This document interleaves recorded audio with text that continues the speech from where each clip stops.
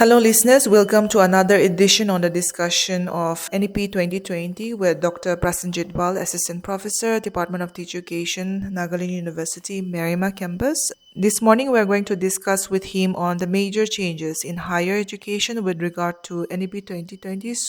Thank you so much once again, sir. And if you could kindly explain to our listeners on some of the major changes that we can see in higher education. Thank you again. Actually, today I want to talk about the major changes proposed in National Education Policy on higher educations. The key area of changes in the higher education, we have first the establishment of that huge multidisciplinary college and universities, at least one in each district. So this policy proposed that. Now there will be now three kind of higher education institution. One is research intensive higher educational institution, one is teacher intensive higher educational institution, and third is autonomous degree college or constituent colleges. So this policy proposed to develop these three kind of institutions. And from now on, teacher education, as I said earlier, the teacher educations will be provided through these large multidisciplinary institutions. The policy also proposed to develop model public university for holistic multidisciplinary education. They called it MERU. It will be in the line of IIT, IIM, like that. Okay. Now, the policy also allowed private institutions to operate in the higher education institution. Now, the major shift is that from now on, every higher educational institution should have the wing of open distance learning and online learning. The undergraduate education proposed in the higher education reform is that we have to move from specialized field education to the multidisciplinary undergraduate educations. There, the teacher will be given full autonomy, and there will be reform in curriculum and pedagogy. To promote the research, a national research foundations will be developed. They will actually control or regulate the research that will be going on in the higher education field. And last but not the least, this policy actually wanted to spread our indigenous knowledge system. It means that the knowledge of philosophy, medicine, mathematics that was prevailed in our earlier seats of learning like Bikramshila, Takshila, and Nalanda, this knowledge, we have to spread this knowledge to the outside world. That is why they shout for internationalization of education. Now, what they proposed? The structure of higher education is like that. We will have 3 years of undergraduate programs and 4 years of undergraduate program. Okay. So, after completing 1 year, we will get UG certificate. After completing 2 years, we will get UG diploma. And after completing 3 years, we will get an undergraduate certificate.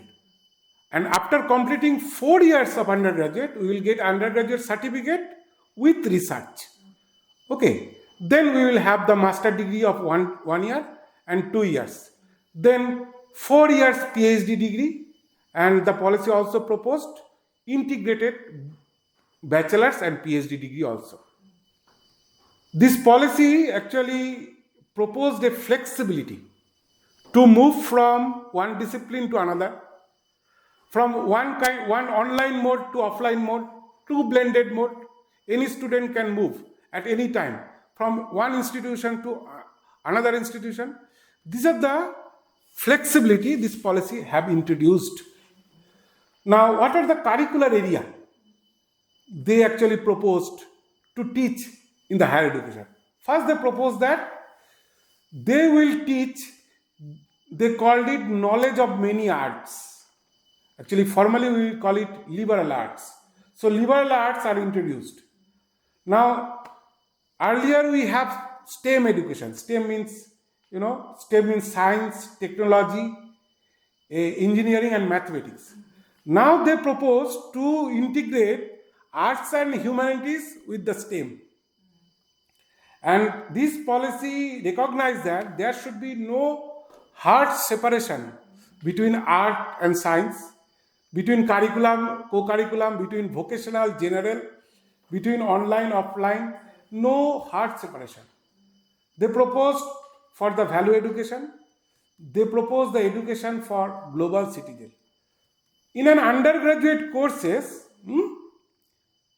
every student have to take 8 type of courses. First is introductory courses. In introductory courses, we have 5 disciplinary area. First is natural and physical science. Second is mathematics, statistics and computer science. Third is library, information and media science. Fourth is commerce and management. Fifth is humanities and social science. These are the 5 introductory courses. Second is ability enhancement courses. These courses will teach the communication skill, language skills. Third is skill enhancement courses. These will teach the skill for greater employability in the job. Fourth is value courses, value education courses. Fifth is summer internships or apprenticeship courses. Here the students will go to the local business organizations, local government organizations. They will work there, they will learn hands-on. Sixth area is research. Seventh area is other activity. Other activity means participation in NCC, National Cadet Corps, participations in National Literacy Campaign, like that. And eighth area is constituent activity. They called it constituent activities. Means different kind of activity one student has to do. For example, lecture, attending in lecture, tutorial courses, now studio activity, field project. These are all activity one have to do. Now, a student who is pursuing undergraduate courses, they have to take one major subject and one minor subject from that introductory courses. Or they can take 2 major subjects. Apart from that, they have to take other 7 areas, that is, skill enhancement course, ability enhancement course, value educations. They have to take all these courses. So this will be the curricular area of the higher educations, graduation, undergraduate courses. Now after that, the policy also proposed some guideline for how the teaching and learning will happen there. They propose that every institution have to develop, they called it institutional development plan. And this institutional development plan includes the plan for developing curriculum, plan for developing pedagogy, plan for developing strategy to make classroom instruction more qualitative. So these are the every institution have to develop this IDP. Now faculty will be given full autonomy to design their own curriculum, to design their own strategy of teaching, and to design their own assessment procedure. Faculty will have the freedom to design curricular and pedagogical process by incorporating the local languages, local history, local culture.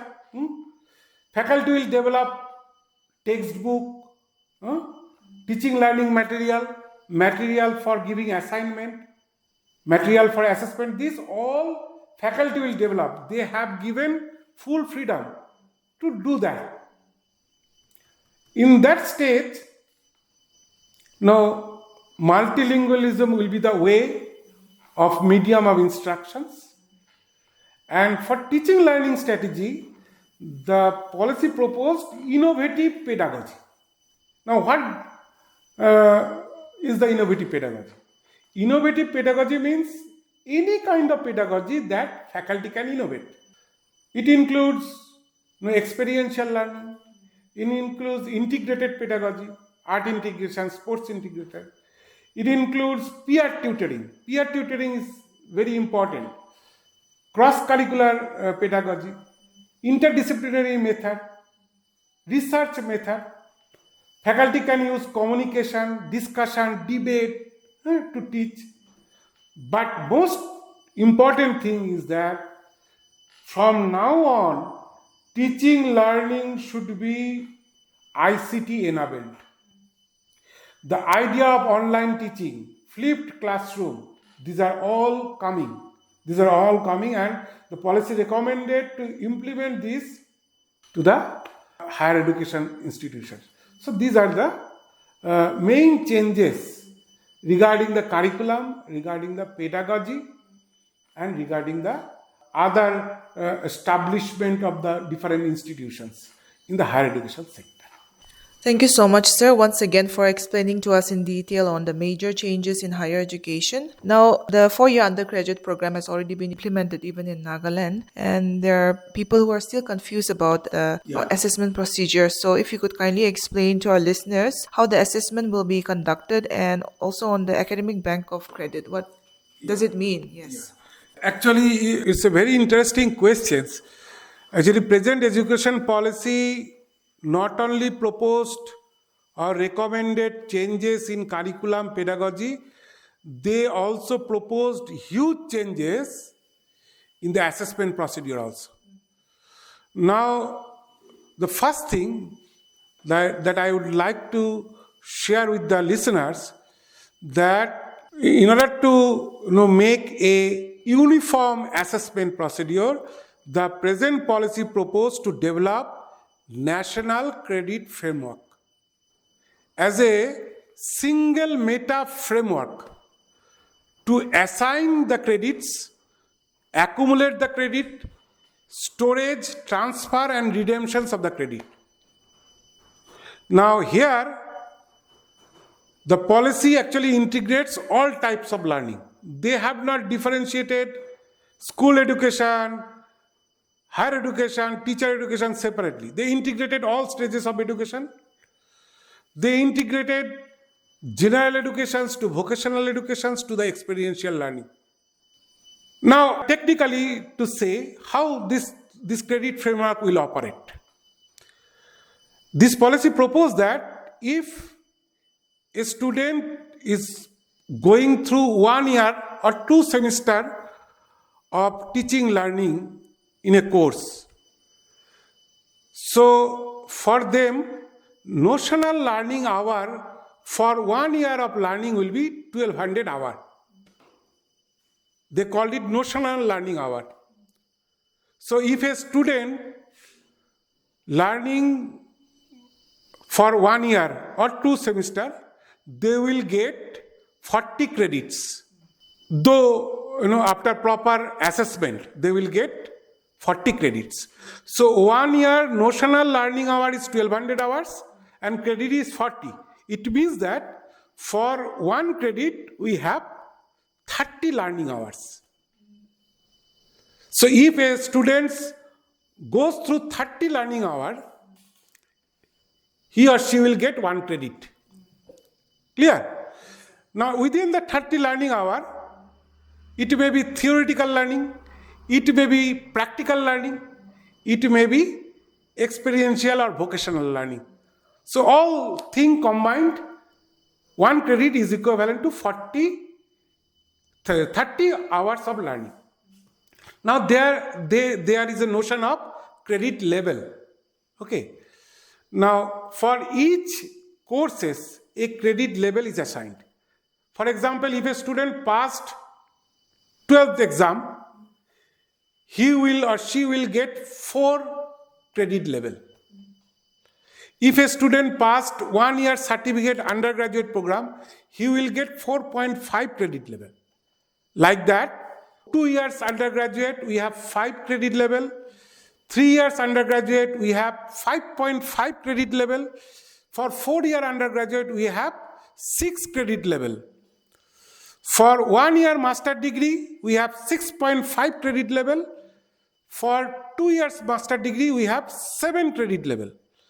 For PhD, we have 8 credit level. So now, if a student obtained 1 credit, so it will be assumed that the student gone through 30 notional hour, and the student will be given some credit point. Now, to arrive at the credit point, we have to multiply that credit score and that credit level. I am giving you one example. For example, you are a student of undergraduate program. So you gone through 1 year undergraduate program and you obtain a certificate in undergraduate.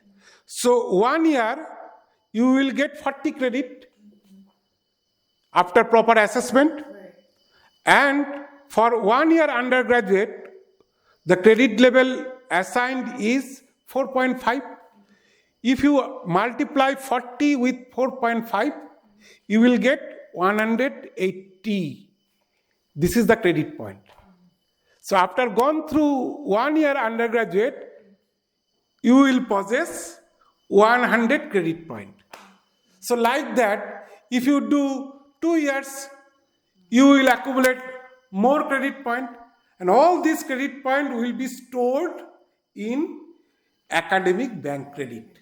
They called it DigiLocker, and this credit is transferable, it can be redeemed. So this is the notion of credit point or credit framework that the National Education Policy 2020 proposed, and it will be applicable for school education, general higher education, teacher education, vocational education, every kind of educations. It will be applicable. The same credit structure will prevail. Okay, so this is the more or less the assessment reform that shouts in the National Education Policy 2020. Well, sir, once again, thank you so much for explaining to our listeners everything that we need to know on so many different important aspects. And this also shows your concern for the community. And I feel that a true teacher is one who teaches outside his classroom and is always willing to share information and teaches through examples. So you're one of those. And we wish you all the best for your future endeavors as well, sir. And Thank you. And lastly, what message would you like to give to all the listeners, sir? Actually, first of all, I would like to thank you and the All India Radio and the listeners that you given me the privilege to talk with you, talk in the All India Radio. And this is a 66-page document, but in order to talk about the total NEP document, it will take more than 1 or 2 days. So it was very difficult to minimize it into the stipulated time. But again, thank you for listening me patiently. Now I would like to remind you one ancient African proverb that it takes a village to raise a child. So it means that to educating a child is not only the duty of biological parents. The whole community, the whole society needs to play active role in educating the child. Now, without the contributions of whole community, society, desired goal of education cannot be fulfilled. So let us work together in these directions. Thank you very much. Please like and subscribe to our channel and hit the notification bell for the latest contents. Also, follow us on all our social media handles.